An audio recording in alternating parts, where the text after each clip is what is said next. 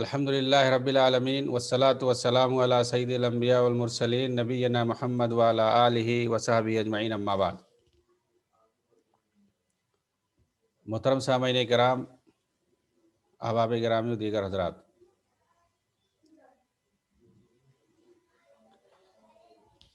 جیسا کہ ہم سب کو معلوم ہے آج 26 جنوری ہے۔ کئی احباب نے یہ پیشکش کی کہ ہندوستان کی آزادی میں مسلمانوں کا کیا کردار رہا، بطور خاص اہل حدیثوں کا، اس پر گفتگو ہونی چاہیے۔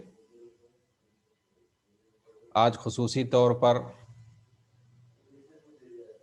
چنانچہ آج اسی کے تعلق سے کچھ باتیں میں عرض کروں گا جو بنیادی باتیں ہیں، خاص طور سے اہل حدیثوں کو لے کر کے، اور جو کہ تحریک آزادی کے لیے بنیادی حیثیت رکھتے ہیں اور جنہوں نے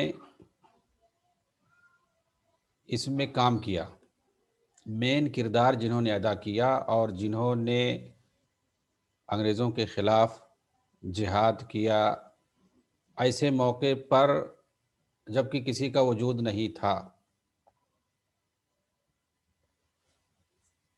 چنانچہ ہندوستان کے اندر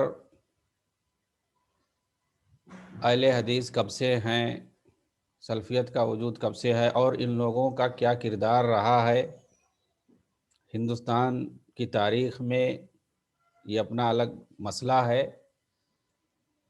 لیکن انگریزوں کے دور میں جب انگریزوں کی حکومت آئی تو اہل حدیثوں نے کیا کردار ادا کیا، اور انگریزوں کے خلاف جن لوگوں نے جہاد کیا، جسے لوگ بغاوت سے جانتے ہیں، اس میں کس کا حصہ تھا؟ اہل حدیثوں ہی نے سب سے پہلے اس کی بنیاد رکھی، چاہے شاہ ولی اللہ محدث دہلوی سے اس کا تعلق ہو، یا پھر ان کی اولاد کا اس سے تعلق ہو، شاہ عبد القادر ہیں، شاہ رفیع الدین ہیں، اور پھر اس کے بعد شاہ اسماعیل شہید ہیں، سید احمد شہید ہے، اور انہی لوگوں نے بالا کوٹ میں لڑائی کی اور وہاں پہ شہید ہوئے۔ اس کے لیے سرحد سے لے کر کے، یعنی پنجاب لاہور سے لے کر کے کیسے بنگال تک، بہار بنگال یو پی تک اہل حدیثوں نے مجاہدین کی کیسے تار بچھا رکھی تھی۔ ایسے موقع پر جب کہ صرف اور صرف لاکھوں کی تعداد میں انگریزوں کے خلاف جہاد حقیقت میں کر رہے تھے صرف اور صرف اہل حدیث، اس وقت خود مسلمانوں کے اندر دوسرے مسالک اور جماعتوں کا کوئی ہاتھ نہیں تھا، بلکہ اگر میں یہ کہوں کہ دوسرے لوگ ان لوگوں کو وہابی باغی کہہ کر کے شکایتیں کرتے تھے حکومتوں سے، انگریزی حکومت سے، چاہے وہ دیوبندی ہوں یا بریلوی ہوں یا قادیانی ہوں یا پنجابی ہوں یا شیعہ ہوں، جو بھی یہاں پائے جاتے تھے وہ لوگ اہل حدیثوں کو وہابی کہہ کر بدنام کرتے تھے اور پھر ان کی شکایت کرتے تھے انگریزوں سے۔ صرف اور صرف اس وقت جو اہل حدیث علماء تھے، اہل حدیث گھرانہ جو تھا، وہی لوگ انگریزوں کے خلاف جہاد کر رہے تھے۔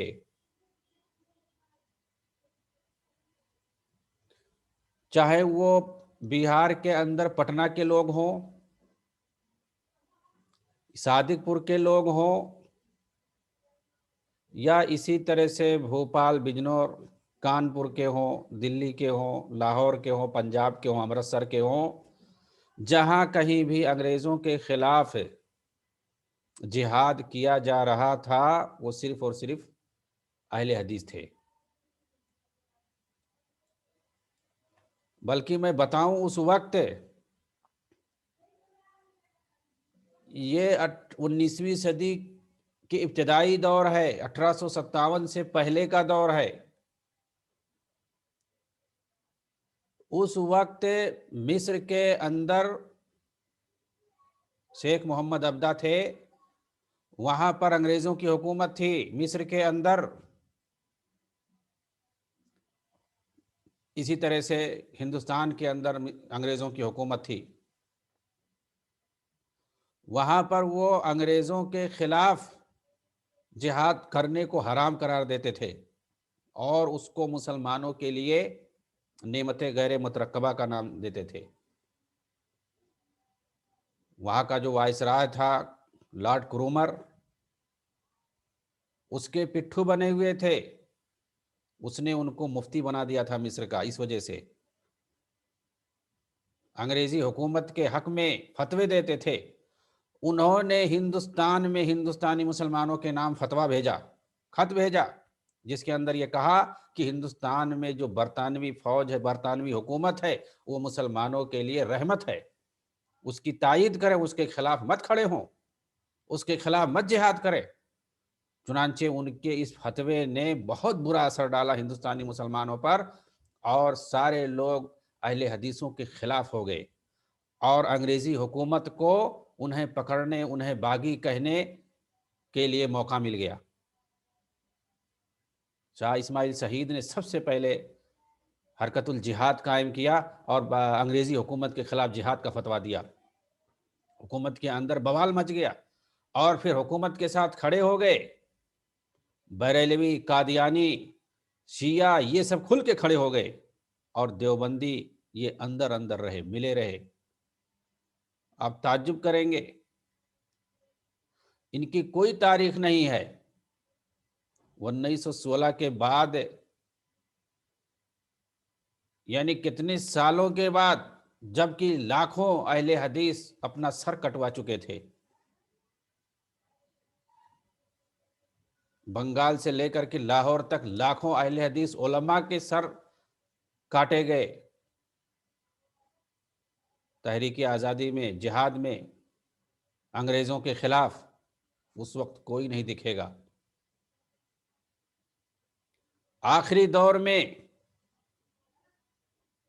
یہ دیوبندی شامل ہوئے، محمود الحسن کا نام لیتے ہیں، اس کے علاوہ جب ان کو کالا پانی بھیجا گیا تھا، محمود الحسن کے علاوہ ان کے پاس کوئی نام نہیں ہے، حتیٰ کہ یہ لوگ ابوالکلام آزاد کا بھی نام نہیں لیتے ہیں، دوسروں کا تو چھوڑیے، محمود الحسن، محمود الحسن،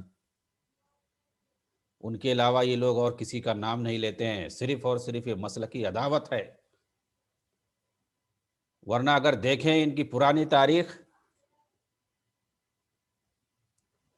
مولانا فضل الرحمن شکرگنجی کون ہے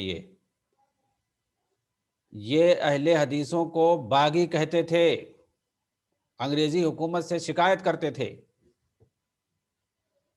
کہتے ہیں کہ میں نے دیکھا انگریز فوج کے ساتھ خضر مجھے نظر آ رہے تھے، آخر ایسی فوج کے ساتھ، ایسی فوج کے خلاف، ایسی حکومت کے خلاف کون جائے گا لڑنے کے لیے جس کا ساتھ حضرت خضر علیہ السلام دے رہے ہوں۔ یہ ان کی کتابوں میں لکھا ہوا ہے۔ رشید گنگوہی سے پوچھ تاچھ کیا گیا، جو بڑے عالم ہیں ان کے یہاں، کہہ رہے ہیں، تسبیح ہاتھ میں لے کر کے کہہ رہے ہیں کہ ہمارا کام تسبیح ہے، تلوار پکڑنا نہیں ہے۔ یہ ان کے گھر کی گواہیاں ہیں دیوبندیوں کے، محمود الحسن کے علاوہ کوئی نام نہیں بتا سکتے ہیں یہ لوگ، اور وہ بھی 1916 کے بعد کی ان کی تاریخ ہے۔ صادق پور عظیم آباد کا صدیقی گھرانہ نوابوں کا گھرانہ تھا۔ ان لوگوں نے بنگلہ دیش سے لے کر کے پشاور تک پورا دعوتی قیادت، مسلمانوں کی تعلیمی جہادی نیٹ ورک بچھا رکھا تھا، भोपाल का के जो नवाब थे, नवाब सिद्दीक हसन खान, मुसलमानों के अंदर तालीम तरक्की के लिए उन्होंने जो पैसा बहाया, करोड़ों रुपया बहा दिया। चुनांचे नदवतुल मुसन्निफीन हो, दारुल मुसन्निफीन हो, दारुल मारिफ अल उस्मानिया हैदराबाद का हो,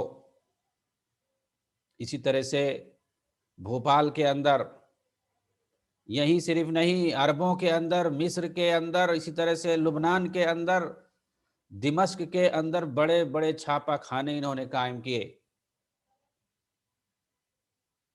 करोड़ों रुपया इन लोगों ने उस वक्त खर्चा किया तब मुसलमानों की तालीमी तरक्की के लिए। और मौलाना विलायत अली, उनके छोटे भाई इनायत अली, ये लोग कौन थे? एक वक्त में इन लोगों ने, कहते हैं कि एलाए कलिमतुल्लाह की खातिर 6 लाख रुपया दिया। आप अंदाजा लगाइए आज उसकी कीमत कितनी हो सकती है। कलकत्ता, पटना, बनारस, लखनऊ, कन्नौज, भोपाल, दिल्ली, आगरा, मुंबई, पिशावर, लाहौर, अमृतसर, इन सारे शहरों के अंदर अहले हदीसों की पूरी कितार रहती थी। खुफिया तरीके से, मुख्तलिफ तरीके से ये लोग अंग्रेज़ों के ख़िलाफ़ जिहाद करते थे। मुसलमानों के अंदर जिहाद की रूह पैदा करते थे ये लोग। जैसा कि मैंने बताया 1916 के बाद ये सारे लोग मेढक की तरह निकले, नहीं तो इससे पहले अहले हदीसों को ये लोग बागी करार देते थे। और इनके फतावे आज भी देखे जा सकते हैं।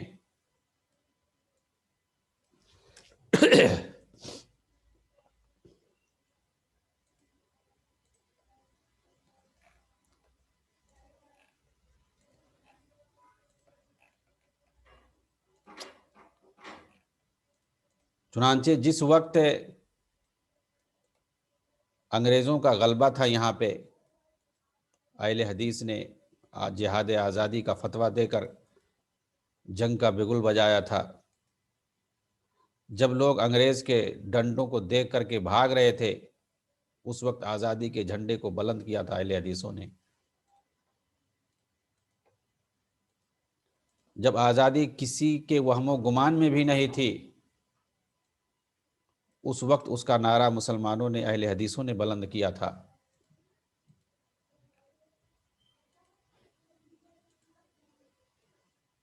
जब लोगों ने अंग्रेज़ों के जुल्म को देखकर माफ़ी की भीख मांगते थे हाथ जोड़ करके, लेकिन अहले हदीस थे कि उनके रहम करम को ठुकरा देते थे, जेलों को आबाद करते थे,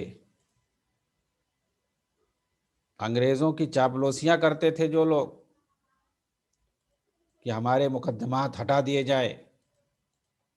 लेकिन अहले हदीस उलमा काला पानी की सज़ाएं झेलते थे, लेकिन आज़ादी से कोई समझौता नहीं करते थे।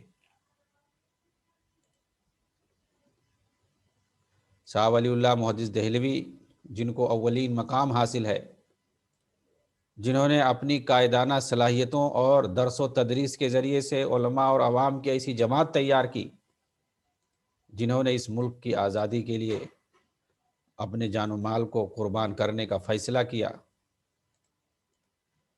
आपके बड़े साहिबजादे जो शाह अब्दुल अज़ीज़ थे, उन्होंने अंग्रेज़ी हुकूमत को दारुल हर्ब का फतवा दिया,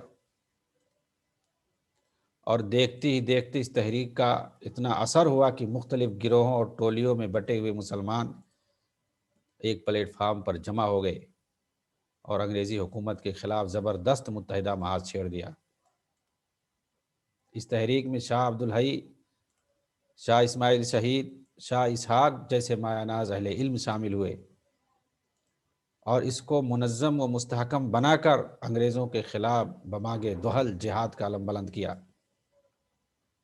इसी तरह 1831 में سید احمد شہید، شاہ اسماعیل شہید نے بالاکوٹ کے میدان میں اپنے رفقا کے ساتھ وطن عزیز کو آزاد کرنے کے لیے فرنگیوں اور ان کے اتحادی سکھوں کے خلاف جہاد میں شرکت فرما کر جام شہادت نوش کیا۔ علماء صادق پور پٹنہ کا اس تحریک میں اور جہاد میں قائدانہ کردار رہا۔ مولانا ولایت علی عظیم آبادی اور ان کے بھائی عنایت علی عظیم آبادی نے اس تحریک کو اپنے خون جگر سے سینچا اور مسلمانوں کے دلوں میں آزادی کی ایسی روح پھونک دی کہ وہ کامیابی کے ساتھ آگے بڑھتی چلی گئی، جو بالآخر آزادی کی شکل میں نمودار ہوئی۔ 1857 میں علماء کی ایک ایسی جماعت تیار ہو گئی جنہوں نے اپنے قلم و کرتاس اور خطبے و دروس سے عوام کے دلوں میں آزادی کی مزید روح پھونکی، ان کی جذبات کو جھنجھوڑا، انہیں اپنے مقام و حیثیت کو یاد دلایا، اور پھر بالاکوٹ کا وہ حادثہ پیش آیا جس میں اہل حدیثوں نے اپنے جان کو لٹایا۔ 5 لاکھ علماء اہل حدیث کو انگریزوں نے شہید کیا۔ علماء اہل حدیث کو انگریزوں کے شر سے محفوظ رکھنے کے لیے ایک اہل حدیث قاصد نے اپنی شناخت کو انگریزوں کے سامنے تبدیل کرنے کے لیے اپنے ہی خنجر سے اپنی ایک آنکھ نکال کر پھینک دی۔ صرف بنگال میں 2 لاکھ سے زیادہ علماء اہل حدیث شہید کیے گئے۔ انگریزوں نے علماء اہل حدیث کو کالا پانی، پھانسی، قتل، جیل، شہر بدری اور نظر بندی بہت ساری سزائیں دیں۔ عین عید کے دن مکانات اور گھروں پر بلڈوزر چلا دیے گئے۔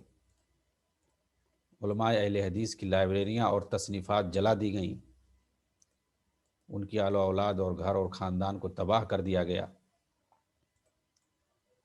ایک موقع پر ہندوستان کے پہلے وزیر اعظم جواہر لال نہرو نے کہا تھا، اس بات کا اعتراف کرتے ہوئے کہ ہندوستان کے تمام لوگوں نے آزادی کے لیے جو قربانیاں دی ہیں، ان تمام قربانیوں کو ایک پلڑے میں رکھا جائے اور علماء سلف اہل حدیث صادق پور کی قربانیوں کو دوسرے پلڑے میں رکھا جائے تو علماء صادق پور کی قربانیوں کا پلڑا بھاری ہو جائے گا۔ نہرو کی یہ شہادت یہ گواہی بتاتی ہے کہ علماء صادق پور پٹنہ نے آزادی کی لڑائی میں انگریزوں کے خلاف کتنی عظیم قربانیاں پیش کی ہیں اور آزادی کے حصول کے لیے اپنا سب کچھ کیسے قربان کر دیا۔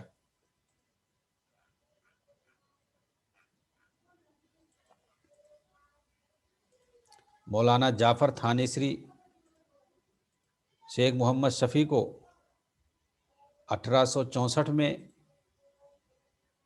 68 صفحے پر مشتمل مفصل فیصلے میں پھانسی کی سزا سنائی گئی تو مولانا جعفر تھانیسری بہت خوش تھے۔ انگریز پولیس کپتان نے اس خوشی کی وجہ پوچھی تو کہنے لگے کہ شہادت کی امید پر خوش ہیں، جو مسلمانوں کے لیے سب سے بڑی نعمت ہے، تم اس کو کیا جانو؟ اور اس کے بعد شعر پڑھا، شہادت ہے مطلوب مقصود مومن، نہ مال غنیمت نہ کشور کشائی۔ یہ ہے اہل حدیث کے صبر و استقلال کی داستان، اور لوگ کہتے ہیں اہل حدیث نے کیا کیا، وہ انگریز کے ایجنٹ تھے اور نہ جانے کیا کیا کہتے ہیں۔ اور جو کہنے والے ہیں ان کی اگر آپ تاریخ دیکھیں گے تو سیاہ نظر آئے گی۔ جس وقت علماء اہل حدیث صرف ایک ہی دلیل کافی ہے کہ اگر کوئی بھی اہل حدیثوں کو چھوڑ کر کے اگر کوئی دعویٰ کرے تو ان کی قربانیوں کے نام یاد کر لو کہ کس نے قربانی دی ہے، کون کون لوگ ہیں تمہارے اندر، وہ چاہے ہندو ہوں اور مسلمانوں میں بھی اگر اہل حدیثوں کے علاوہ اگر کوئی دوسری جماعت سے ہے، دوسرے مکتبہ فکر سے ہے، چاہے بریلوی ہو یا دیوبندی ہو یا چاہے قادیانی ہو چاہے شیعہ ہو، ان سے اگر آپ پوچھیں گے تو کوئی نہیں بتا سکتا ہے جو قربانی اہل حدیثوں نے دی ہے۔ اور پوچھو کہ تمہارے علماء اور تمہارے کتنے آدمیوں کو پھانسی دی گئی ہے، پھانسی کی سزا دی گئی ہے، جن کو پھانسی کی سزا دی گئی وہ کون لوگ ہیں؟ جن کے گھروں کو گرایا گیا وہ کون لوگ تھے؟ اور جن کے اموال کو ضبط کیا گیا وہ کون لوگ تھے؟ اہل حدیثوں کے علاوہ اور کوئی جواب نہیں ملے گا۔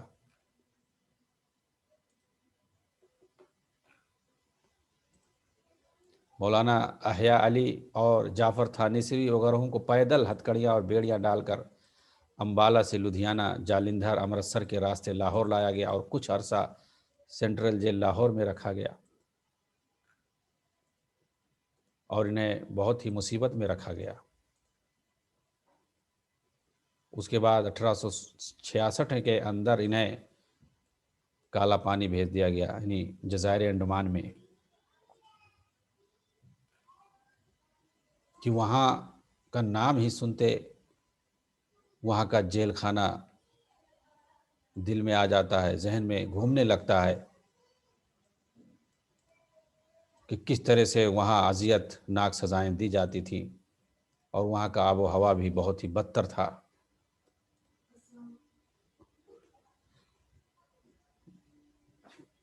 ملیریا کی بیماری اور نہ جانے کیا کیا مصیبتیں وہاں ہوتی تھیں۔ یہ ایسے ہی سمجھ لیجئے جس طرح سے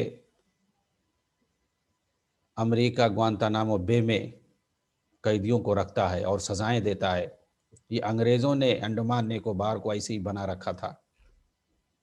وہاں جو مجاہدین آزادی ہوتے تھے ان کو رکھا جاتا تھا اور انہیں شدید اذیتیں دی جاتی تھیں،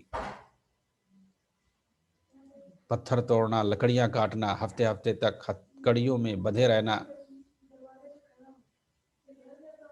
4 دن تک بھوکے رکھنا، اسی طرح سے مختلف دردناک کام لینا، ان مجاہدین سے لیا جاتا تھا۔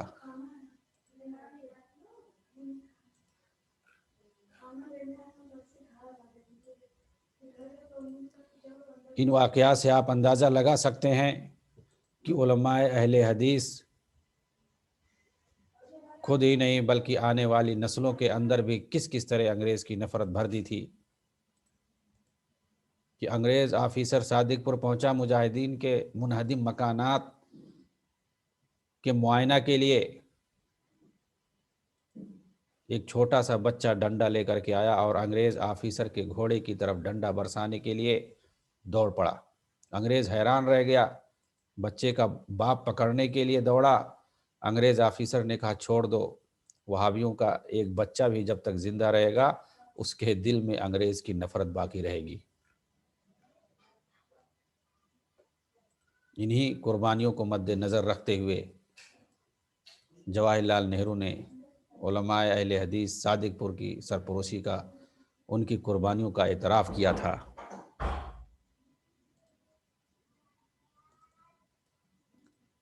اور انگریز نے جو کتاب لکھی ہے، ہنٹر نے، ہمارے محمدن مسلمان، اس میں جتنی داستان اس نے بتائی ہے مسلمانوں کی انگریزوں کے خلاف، آپ اس کا جائزہ لیں گے تو وہ سارے مسلمان جو تھے ان کو اس نے وہابی کر کے بتایا، وہ سب اہل حدیث تھے۔ بہت دردناک کتاب، اس نے پوری تحریک آزادی کی پوری کہانی اس نے لکھی ہے کہ کس طرح سے وہابیوں نے تحریک آزادی میں حصہ لیا، اور سب سے شروع میں انہوں نے ابتدا کی، اور پھر اس کے بعد 1857 میں بہادر شاہ ظفر کی قیادت میں کیسے آزادی کی جنگ لڑی گئی، لیکن اپنوں کی غداری کی وجہ سے وہ انقلاب فیل ہو گیا۔ اس کو بغاوت کا نام انگریزوں ہی نے نہیں مسلمانوں نے بھی دیا۔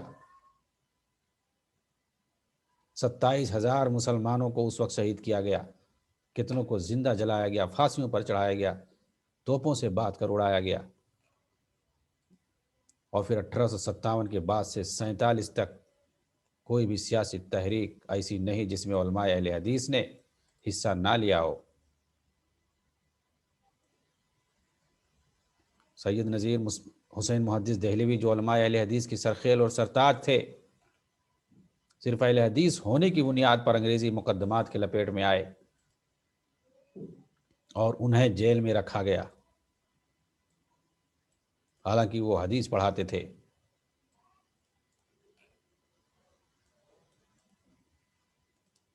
مولانا لیاقت علی خان، حکمت اللہ خان، خان بہادر خان، محمد بخت خان، فیروز شاہ، اور اس طرح سے بہت سارے نام آپ کو ملیں گے جنہوں نے ملک کی آزادی کے لیے اپنی جان کو قربان کیا۔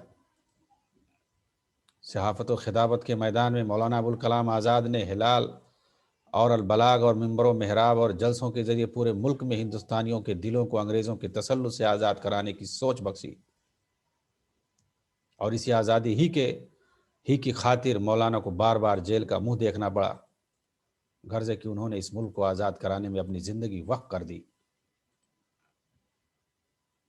چنانچہ ان اہل حدیث علماء کی ادیبانہ دلاویزیوں، خطیبانہ سحر ترازیوں، علمی وجاہتوں اور مجاہدانہ جلالتوں نے مسلمانوں کو خواب غفلت سے جھنجھوڑا اور ان میں آزادی کا حوصلہ بیدار کیا، جس کے نتیجے میں مسلمانوں نے انگریزوں کی سامراجیت کا خاتمہ کر دیا۔ انگریزوں کو اس بات کا اندازہ ہو چکا تھا کہ علماء اہل حدیث ہی قوم کے وہ ستون ہیں جن کے اشارے پر ہر فرد دل و جان کو قربان کر دینے کے لیے تیار ہو جاتا ہے۔ اس لیے اس نے اپنا سامراجی اقتدار قائم کرتے وقت سب سے زیادہ ظلم و ستم انہی علماء حق پر توڑا۔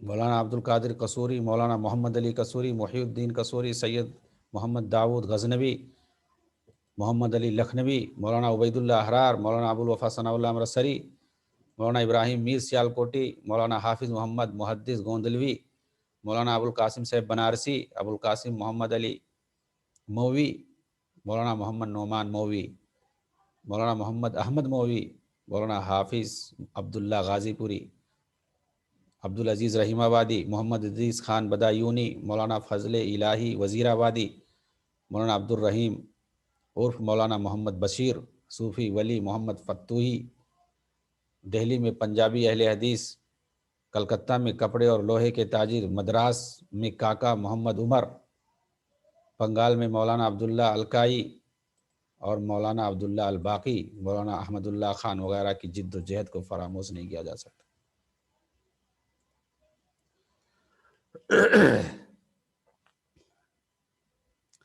اور اس طرح سے آپ سینکڑوں نہیں لاکھوں نام پائیں گے